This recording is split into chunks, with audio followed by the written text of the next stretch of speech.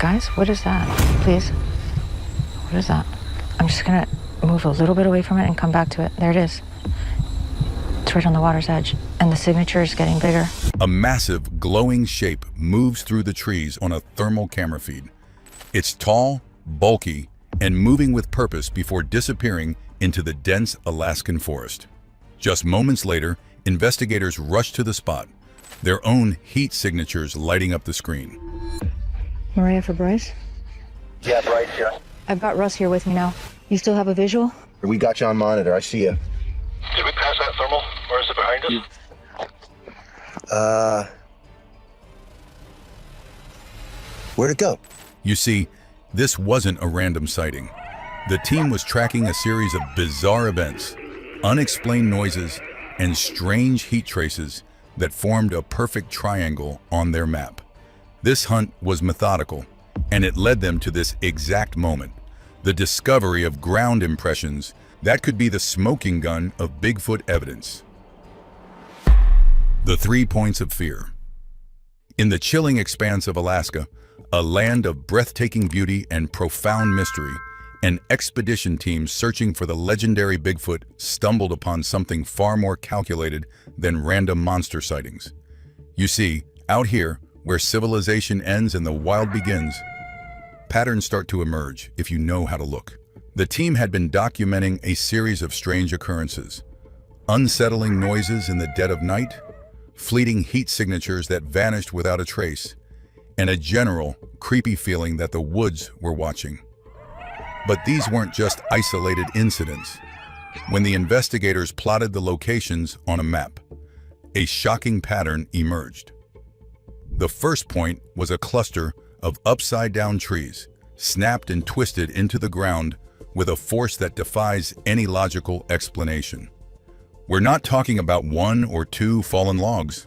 We're talking about a whole section of forest that looked like a giant had thrown a tantrum.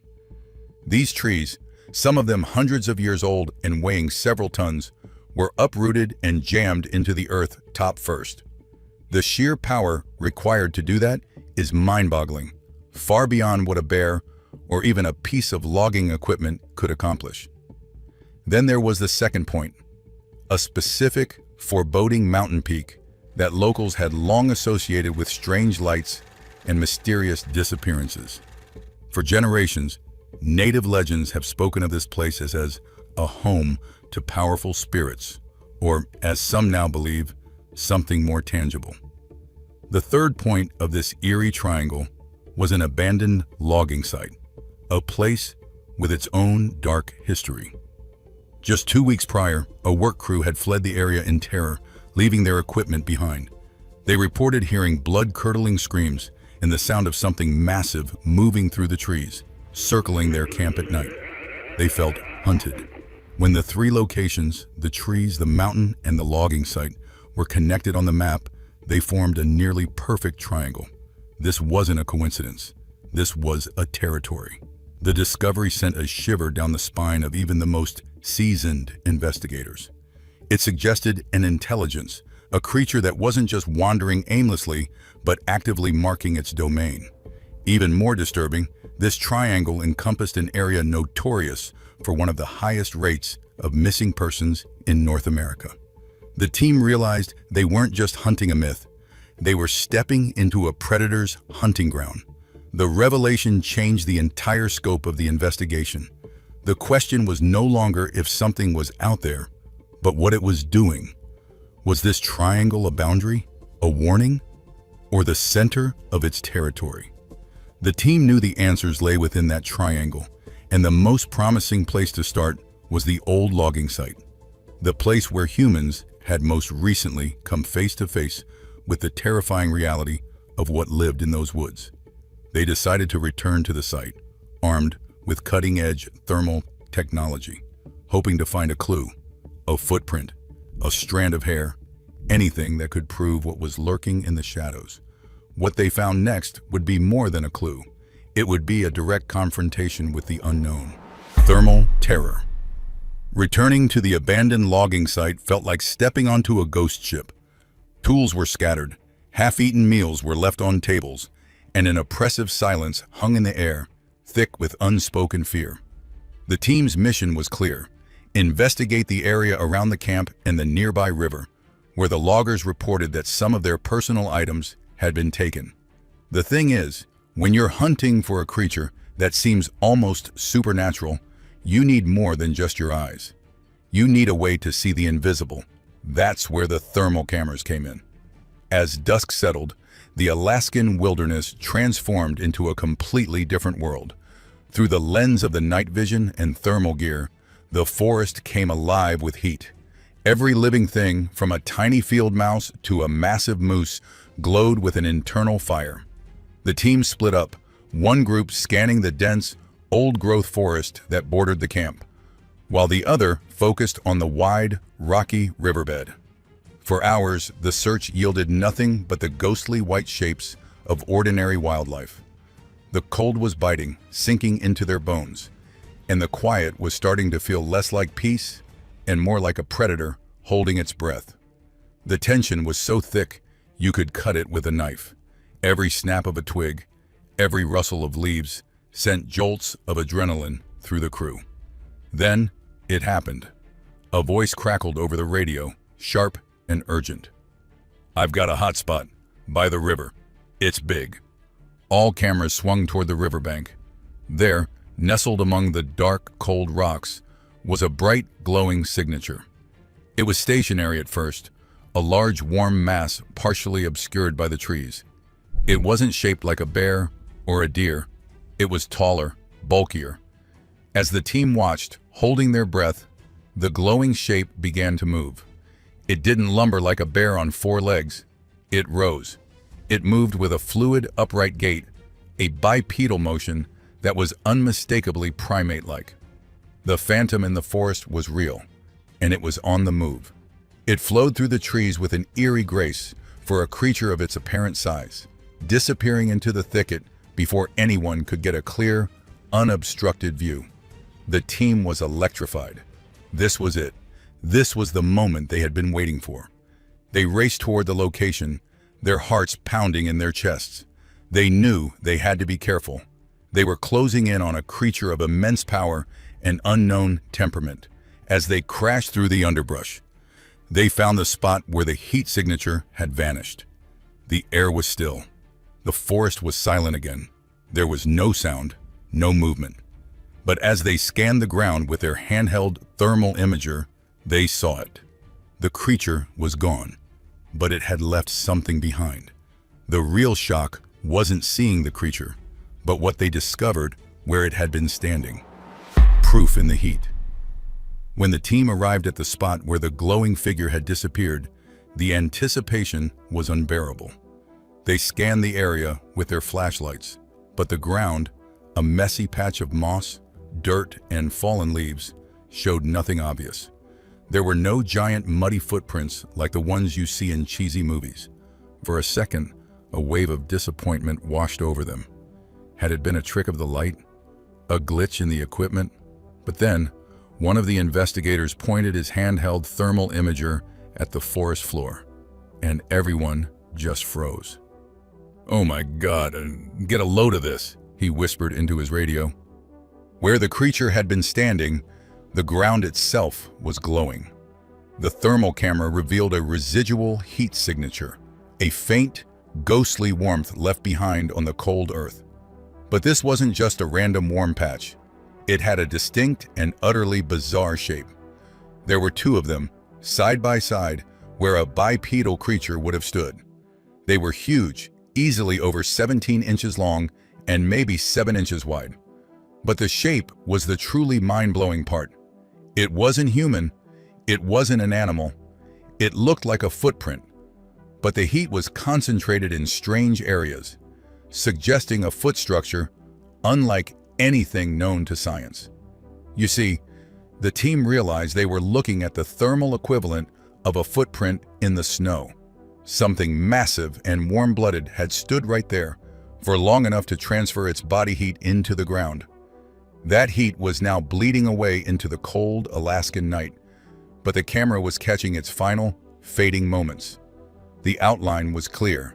It showed a large heel, a wide midsection, And then something truly weird. The front of the foot seemed to have a massive, splayed-out toe, almost like a thumb. It was the kind of foot that could belong to a primate, but one of a size and scale that is supposed to be pure fiction. The team used lasers to measure the dimensions, their hands shaking as they recorded the data. The distance between the two glowing impressions suggested a stride and a stance of something incredibly powerful. This was the unbelievable proof they had been searching for. It was better than a photograph because a photo can be faked. It was better than a footprint cast because the ground was too uneven to hold a clear print. This was scientific data. It was thermodynamic evidence, proof of a living, breathing creature of immense size standing in this exact spot just minutes earlier. The implications were staggering. It meant the creature was not only real, but that it possessed some kind of biological anomaly. How could it radiate so much heat? Some cryptozoologists have theorized that a creature like Bigfoot would need an incredibly high metabolism to survive in the harsh, cold wilderness, which would mean it would generate an insane amount of body heat. This glowing footprint was the first piece of evidence to support that wild theory. The team was ecstatic, but also deeply unsettled. They had found the proof, but they also knew that the creature that made it was still out there, watching them from the darkness. Now, the real question was, where did it go? An intelligence beyond instinct. With concrete, scientific proof captured on their thermal cameras, the team's mission shifted. It was no longer about finding evidence. It was about tracking the creature itself. The problem was, it had vanished. One moment, a massive heat signature was moving through the trees. The next, it was gone. Completely. They scanned the surrounding forest in a 360-degree arc. Nothing. The team spread out, moving cautiously, their eyes glued to the thermal displays. How could something so big, something that literally glowed with heat, just disappear? That's when one of the investigators remembered an earlier event from the expedition. A few days prior, they had picked up another massive heat signature near a body of water. That one had also vanished without a trace, leaving them baffled. But now, standing over the glowing footprints, a chilling theory began to form. They were near the river. What if the creature was using the water to hide? Not by swimming away, but by using it as a form of camouflage. The investigator proposed a wild idea. What if this creature is intelligent enough to know it radiates heat, and it uses the frigid Alaskan water to cool its body temperature and become invisible to thermal detection? Think about it. It's a brilliant, almost military-level tactic. A creature that is being hunted by something that can see heat would quickly learn that cold water is its best friend. It could slip into the river, lower its surface temperature to match the surroundings, and effectively become a ghost. This would explain how it could disappear so quickly and completely. This wasn't just an animal running on instinct.